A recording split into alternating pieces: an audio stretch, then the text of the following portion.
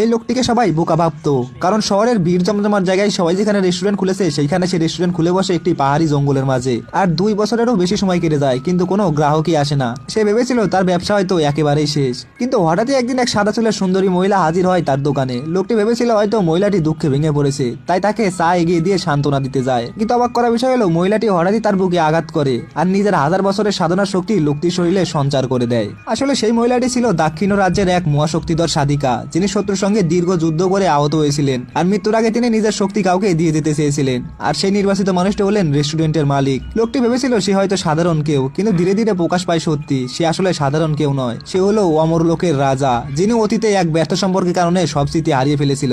এরপরে মহিলাটি লোকটির রান্না করায় এক বাটি স্যুপ খায় আর অবাক করা বিষয় আবিষ্কার করে যে স্যুপে এমন এক অদ্ভুত শক্তি আছে যা শুধু মানুষকে সুস্থ করে না বরং শক্তিও বাড়িয়ে তোলে। আর এই ঘটনার মধ্যেই তো শত্রুরা এসে আক্রমণ করে আর লোকটির বাধ্যতাও উপস্থিত হয় বিয়ে ভাঙার কথা বলতে, আর পরিস্থিতি তো জটিল হয়ে যায়। এরপরে মহিলাটি কৃতজ্ঞ হয়ে হাঁটু গেড়ে বসে অনুরোধ করে জানায় এই রেস্টুরেন্ট আর এই স্যুপ তার জীবনের নতুন আশ্রয়। আর এইভাবে ধীরে ধীরে প্রকাশ পায় এক ব্যর্থ রেস্টুরেন্টের মালিকের আসল পরিচয়। তো এইবার তো লাইক করো।